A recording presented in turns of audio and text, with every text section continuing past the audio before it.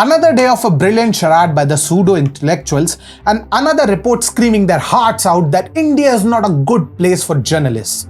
Well, even I have issues, but the way these guys are trying to justify a problem that does not even exist looks less of a concern and trying to pass off pyrite as gold, and their enthusiasm would put even Patrick Bateman to shame.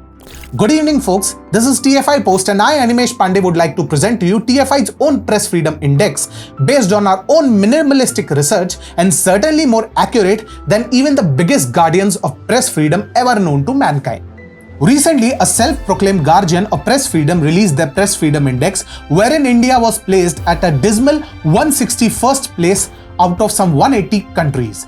What was even more annoying, that countries like Afghanistan, which have a joke of press, courtesy the rise of Taliban, is ranked above us. So basically, a country ruled by anarchists has more credibility in journalism than a country where freedom of expression is rather too much for many.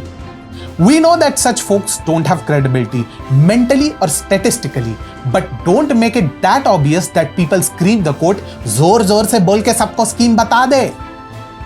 As such, as responsible citizens of the mankind, it is our duty to relieve the public of such mediocrity. Likewise, here is TFI's own Press Freedom Index, which has just 3 parameters: freedom of alternatives, federal intervention, and above all, basic decency. While finding countries most generous to the press is rather a tough job, here undoubtedly the countries with the environment certainly not conducive for people aspiring to be journalists.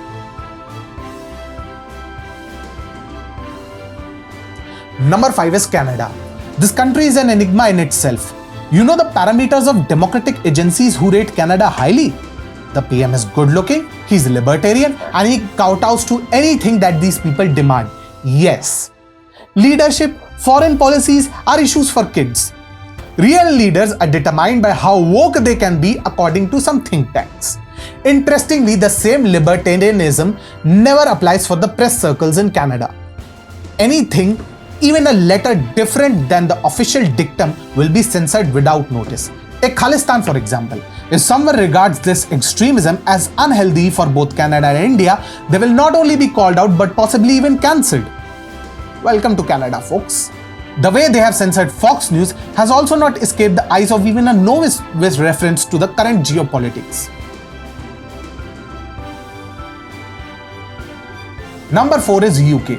If Churchill was alive, he would have died of a shock on seeing what his glorious Great Britain has turned into, especially the media. Churchill had proclaimed that we shall fight to the end and never surrender. Well, the British media does follow this dictum, but to what end? Nobody knows. The tussle between the government and the media is nothing new. However, what is different is the way BBC has been causing massive embarrassment to both the nation as well as the current establishment. Here, the case wouldn't be that of restricting the press freedom, but rather of giving so much freedom that the media has no checks and plugs for their excesses in place. Number 3 comes Ukraine. Now this is one case study none would like to miss. Ever since the clashes between Russia and Ukraine broke out last year, this country has been receiving all the love and sympathy needed from the world powers. However, what few understand or even get to know is the grim reality in the Zelensky-administrated nation.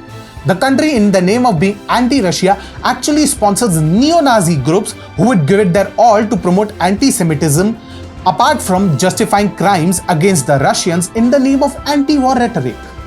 Just this week, the Ukrainian administration has decided to suppress any kind of information that is detrimental to the cause of the Zelensky administration under the garb of Russian misinformation. Trust me, even Joseph Goebbels would have been shell-shocked with the way Ukrainians are using the media as their tool to promote neo-Nazism.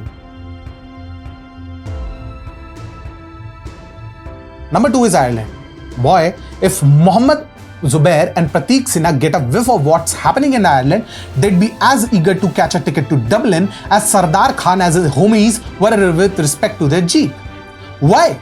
Because the self-proclaimed fact-checkers have been given unlimited access to make their own set of rules and regulations in Ireland, so much so that even the Rowlatt Act of yesteryears would look childish in front of it. Why?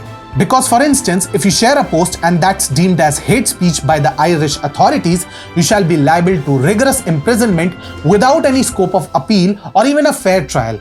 This is precisely what some self-proclaimed guardians for press freedom want for India as well. Hypocrisy much? Number 1 is the USA. Imagine a place where there is no place for alternative opinions, no scope for a healthy debate, and every known institution wants to shove one common ideology down their throats. Sounds somewhat like the novel 1984, right? Nope. This is for real. And you're welcome to the United States, where freedom of speech and expression is more of a joke. Here wokes rule the roost, law and order has gone for a toss, and anybody who even dares to call a spade suffers the fate of what recently happened to Tucker Carlson, a vociferous critic of the current establishment. Someone once joked for US, where there is oil, there's democracy. However, they probably never look the way the Americans operate their media, which would make even China and Nazi Germany look like angels. It wouldn't be a surprise to say, where there's American media, there is chaos.